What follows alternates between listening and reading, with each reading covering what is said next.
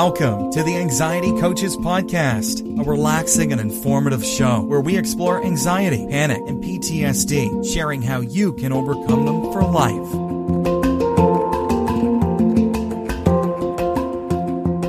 Aloha! Welcome back to the Anxiety Coaches Podcast. I'm your host and coach, Gina Ryan, and I am so happy to be with you again today as together we can consider the many ways to bring your mind and body back to its natural peace and calm. In today's episode, I want to talk a bit about anxiety and conflict responses. And I have 4 of them listed here that I want to go over with you because conflict is an issue when we are anxious for the various reasons that I'm going to go over. Many people fear conflict. Others actually thrive on it. But chances are conflict has caused a lot of anxiety and strife in our lives and the lives of those around us. The anxiety conflict can leads us often to some unhealthy ways of dealing with conflict. This reaction to conflict for more people-pleasing or going along with whatever is happening, right?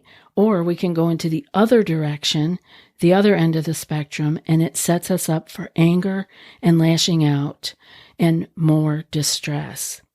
Most of us have responded poorly to conflict at some point in our lives, and we don't know why things blew up or broke down so quickly.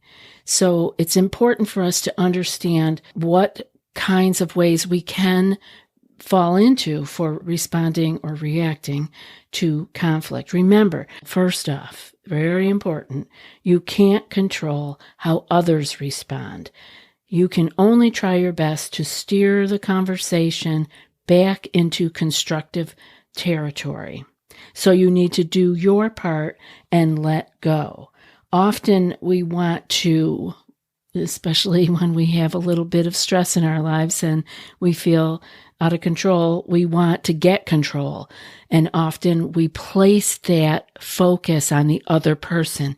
If I could get them to do this or them to do that, that's totally out of your control. All you can do is your part. So do your part and let go. So I have 4 ways here. I'm going to jump right into the first one and ask you in a question form. Do you respond to conflict on the offense? So do you thrive on conflict and use it to fuel aggression? Some people do this. It's just their way. It can become a habit, a default, right? Conflict can be a way to break up the monotony of life for some people and get the blood pumping and get that dopamine and adrenaline flowing. Now, for some of you, I know you're thinking, why on earth would anybody want to do that? But some people, that is feeling alive, right? These people thrive on drama, but things can quickly escalate into harassment, threats, or even violence. You may not be in this camp, but you may know someone who is. So it's good to actually be able to see, even though we can't control the other person, we might be able to see, oh, they're responding to our conflict offensively. And it can be just good to know that. You don't have to take it quite so personally then, right? So there could be a healthier response, right? While conflict is part of our lives, right? It's necessary. We can't get away from it. It is not a way of life and cannot be used to dominate, intimidate, or manipulate others. Remain calm, listen, and respond with care and compassion. Stay out of conflict whenever possible and resolve it whenever necessary. So like I said, it can be good to know that other people are reacting in these particular ways. The second one is, do you go into defense mode with conflict? Conflict very often evokes a defensive response in people. In this case, conflict feels like an attack, and a natural reaction to attack is to be defensive. Now, I know a lot of you are going to relate to this one. Gabor Mate talks a lot about all of our triggers and our traumas and these things starting way back in childhood. So these are not things that we maybe did on purpose or we thought we'd be just afraid and be defensive whenever anybody came to us with a problem. It can be something that at one time in our lives actually saved us. It may have been something that was a coping mechanism and it worked for us. But we are adults now and we get to look at these things a little bit differently because defensiveness can easily slip into dismissiveness, justification, and counterattacks. Think about these things if you have ever had these happen either to you or that you have done these. Even if the basis of the conflict is inaccurate and the issues brought forth are not your burden, you still bear the responsibility to respond in a constructive and healthy way. Again, this is what we can do. We cannot control the other party or parties. And so, what can you do? Well, don't dismiss the other person's concerns if you are in this defensive mode. Try addressing their merit, what they are saying, or your role in the matter or lack thereof. Try not to justify your actions or words, inappropriate or not. Instead, try to acknowledge them and the way they could have been interpreted and negatively impacted the other person possibly. Do not attack the other person, even if they are attacking you.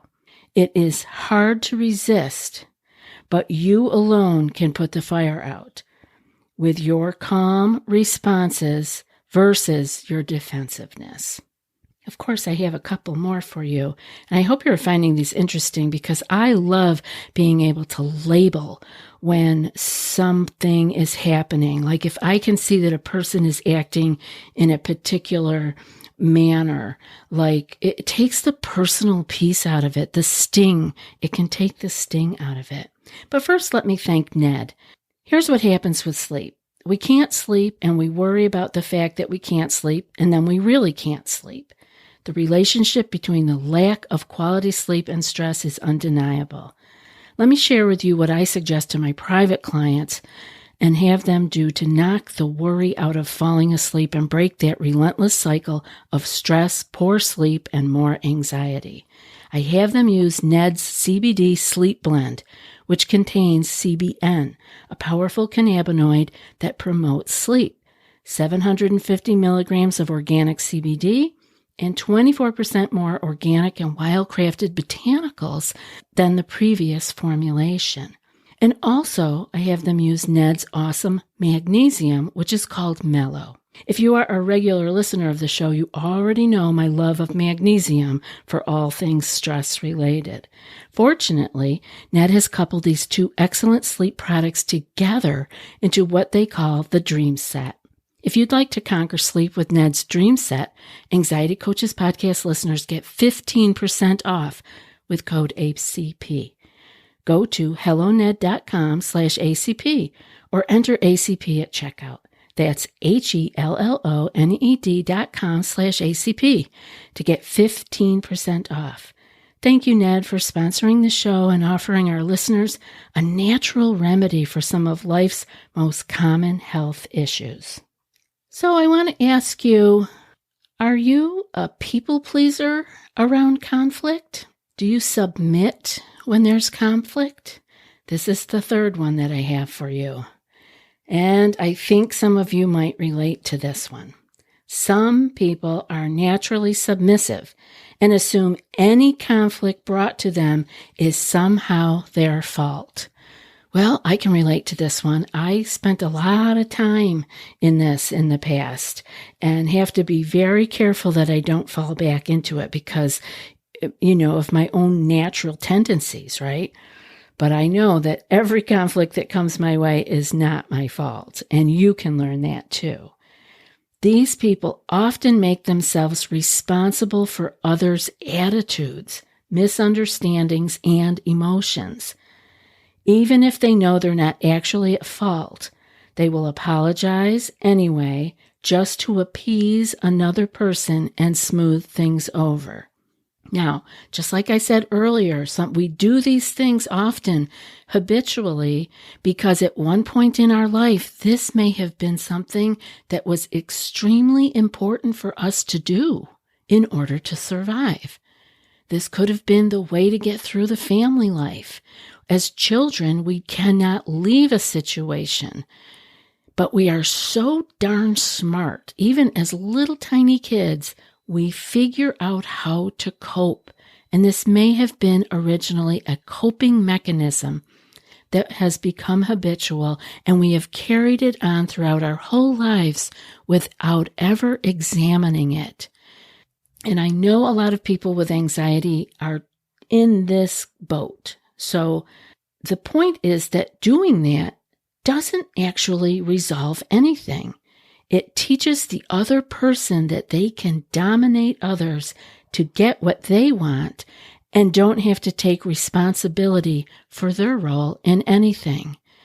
This may sound familiar to you. You may have people in your life that you are thinking right now, oh yeah, I know somebody like that.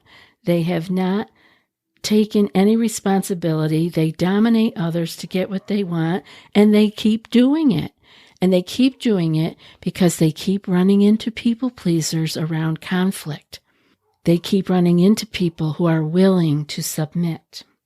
So what's the healthier way? What can we do if we find that this is where we are? We can figure out what the actual conflict is about and assign who is responsible for what, instead of just automatically taking it on ourselves. But it requires us to respond and not react, because before, what we would be doing is just reacting in a people-pleasing, submissive way. It's just automatic because we've done it so long. Some people have been doing this for decades. This isn't even just years. And it's okay because you never knew another way. So let's figure out what you can do. You can acknowledge your role, because if there's a conflict, you put it somewhere in there. You can acknowledge your role while also holding others accountable for their role. This makes us have to stand up a little bit, right? Make sure to note that everyone's feelings belong to them, because you're going to be like, well, I don't want them to feel this and I don't want them to feel that. But just because someone feels offended or put upon doesn't mean an offense hasn't occurred. Sometimes nothing was done wrong and people still get hurt because that's their stuff, right? That's what they have to figure out. You have to get clear with yourself and again, acknowledge your role, but hold the other person accountable. I hope that you can hear that. It's really a great freedom. It's going to feel really nerve-wracking when you first try it. And this is why when we are anxious and already in a cycle of anxiety and fear and stress, that we don't try because we have enough on our plate. Just let me get through this. Let me just go home, or let me make you happy so that this can go away. The problem is it doesn't go away. The person, as I mentioned earlier, then feels like they can dominate others to get what they want and don't have to take responsibility for their own role in the conflict. And if this is someone you have to deal with all the time, you can see how you're just going to be digging yourself into a hole, which you may already be in. I know. I've been in those holes myself. So I am not there now. I work very hard at this because I have a tendency to be more of a submissive person. That's just my personality, but it doesn't have to rule my life. Things can really change, and you can too. You can hold people responsible. And the fourth one that I have, you might understand also, Do you outright avoid conflict? So are you an avoidant when it comes to conflict? And some of these can go together, like you may avoid it as long as you can, and then when you have to, you become the submissive people pleaser, right? So a lot of people try to avoid conflict altogether. They ignore the other person's gripes, they bow out of conversations, or they actually end relationships just to avoid confrontation. This obviously doesn't help either. Ignoring someone can add just as much fuel as firing back at them. And the person who has a problem with you will always be on the controlling side of the narrative. So this is why we don't want to just ignore or hide our head in the sand. There will be people and situations in life that you can't walk away from. So it's best to learn how to handle conflict so that you don't create more problems by letting them grow. So you don't need to be afraid of conflict and you don't need to run away from it. Conflict is a part of life. It's okay. And once we learn we are okay during conflict, we can learn more and continue to grow as an individual and in the relationship. So I'm asking you to be brave. This will help to force us to communicate openly. It exposes our deepest desires when we communicate. Fears and biases. Conflict is not a negative that we need to get rid of. It is a natural part of life that needs to be recognized for the good that it can do. So you can choose to use conflict as a tool of growth instead of running away from it or trying to control it. Keep your responses to conflict healthy and constructive and stand your ground. And try to recognize when you are straying. And you will. So that's okay. You just start over the next time. You do better. We know better. We do better. It can feel like a struggle. And the stakes can be very high depending on the conflict. But at the end, you'll know where you stand and have a better idea of how to navigate your world. I hope this has been helpful for you because it is so stuck. It's like the sister to anxiety is this conflict, avoidance, submissive, whichever way you have chosen, lashing out, whichever way, we want to come to a place where we can navigate conflict and deal with it. And it actually feels good at the end of it because we will have not been gone down the wormhole on ourselves where we spin out and go in our room and we're spinning out and left the other person to have all of whatever it was they wanted, or that we yelled and then we carried on and pushed back and got into, a heated argument in some way, pushing. We can do this, but we need to remember these tips, right? So let's remember those 4 ways of responding or reacting to conflict. The first one was being on the offense. The second one was being on the defense. The third one was submitting or being a people pleaser. And the fourth one was avoiding. So we can look at those. We can label what's happening when we see it in ourselves or we see it in another. And that can give us some ground to stand on. Remember to send me an email if you have anything that you would like to share with us or have a question answered on the show. anxietycoachespodcast@gmail.com. That's it for today's episode. And before I read today's quote, I want to remind you that if you want more than what's offered here and more personal guidance, you might be ready for our group coaching membership program. It's a deeper dive into what you learn here on these episodes. Each month, you'll receive 2 anxiety clearing skill sheets sent in email. You'll also receive 2 live group coaching calls, which are recorded in case you can't attend. Those will help guide you through your challenges. And there's also a secret Facebook group for coach and community support every day, all month long. So if you're ready for more, go to anxietycoachespodcast.com/group-coaching and join today. I'd love to see you in the group. And now for today's quote. Difficulties are meant to rouse, not discourage. The human spirit is to grow strong by conflict. And that's from Ellery Channing. I'll be back in a few more days with another podcast. Until then, be well and aloha.